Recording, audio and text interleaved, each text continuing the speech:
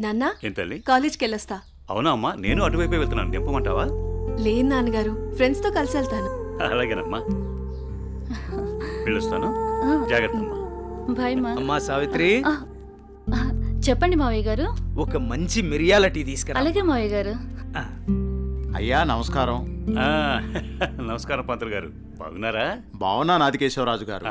మీ అమ్మాయి అనన్య పెద్దదవుతోంది కదా, వివాహ ప్రయత్నం ఏమైనా చేస్తున్నారా? ఇప్పుడు అప్పుడే అమ్మాయికి పెళ్ళేంటి పూజారి గారు, చదువుకుంటుంది కదా. చూడండి పంతులు గారు, మీరు పూజలు పునస్కారాలు చేయాలనుకుంటే ఇంటికొచ్చి చేసి మీ దక్షిణతో మీరు తీసుకెళ్ళండి. అంతేకాని మా నాన్నతో చెప్పి పెళ్లి పేరెంటాలు అని నా చదువు మాన్పించే ప్రయత్నం చేయొద్దు. అలాగే అమ్మా. సరే నాన్న, టైం అవుతుంది, నేను వెళ్ళొస్తాను. మంచిదమ్మా, జాగ్రత్తగా వెళ్ళండి.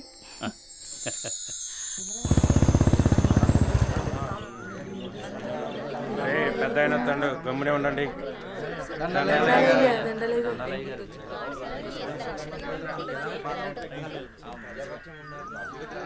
ఏరా రామయ్య, గొడవేంటి చెప్పు.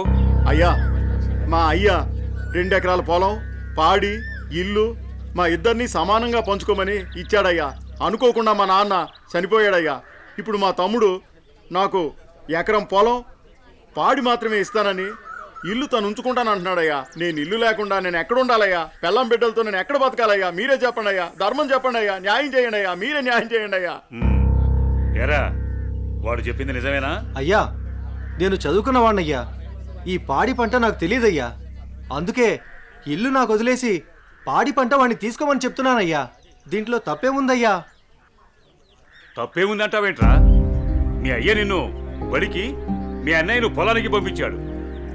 నువ్వేమో పట్టణంలో ఉద్యోగం చేసుకుంటూ 4 రాళ్లు సంపాదించుకుని భార్య బిడ్డలతో హాయిగా బతుకుతున్నావు. మరి మీ అన్నేమో పొలానికి పోయి మట్టి విసుక్కుని ఎండనక వాననక పంట పండి పండక పిల్ల పాపలతో నానా యాతన పడుతుంటే ఇల్లు నువ్వు తీసుకుని అని బయటికి పోమంటావా? ఇల్లు లేకుండా ఎక్కడికి పోమంటారు మీ అన్నయ్యని?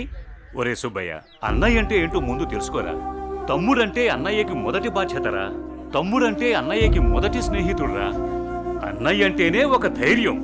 పొద్దునే లేచి తల్లిదండ్రులు పొలానికి పోయి కష్టపడి సాయంత్రం ఇంటికి తిరిగి వచ్చేంత వరకు కంటికి రెప్పలా కాపాడేది అన్నయ్యేరా. ఆకలేస్తే అన్నం తినిపించే అమ్మ ప్రేమ అన్న, నిద్రొస్తే జోలపాడే అమ్మ గుణం అన్న, ఆడుకోవాలనిపిస్తే తనే ఒక బొమ్మలా మారి అలరించేదే అన్న.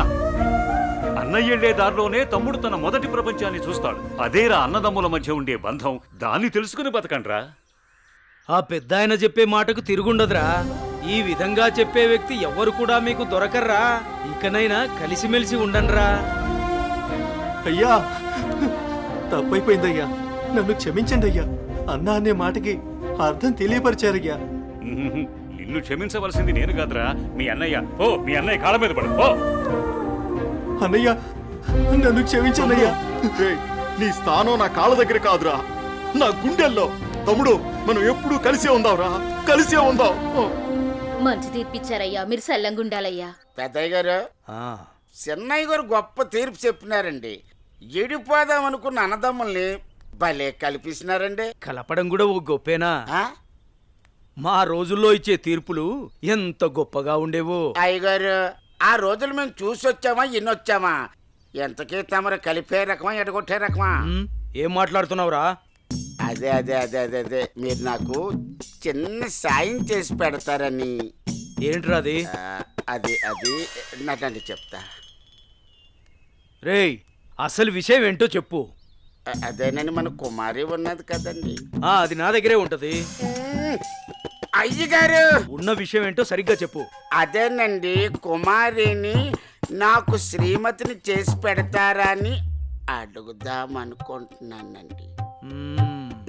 అంతే అంతే. ఆ గొడుగు ఇలా ఇవ్వు. అయ్యగారు, మీరు గొడుగు పట్టుకుంటే నేను వేస్తానండి. పర్వాలేదురా, ఇలా ఇవ్వు. అయ్యగారి పట్టుకోండి పట్టుకోండి.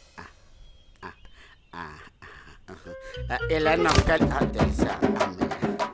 నీకొక మంచి పని చేసి పెడతా. అయ్యగారు, మీరు మనుషులు కాదండి, దేవుడండి. కుమారి, కుమారి, ఎంత పని చేశారండి? సామాన్లన్నీ కదిలిపోయాయి.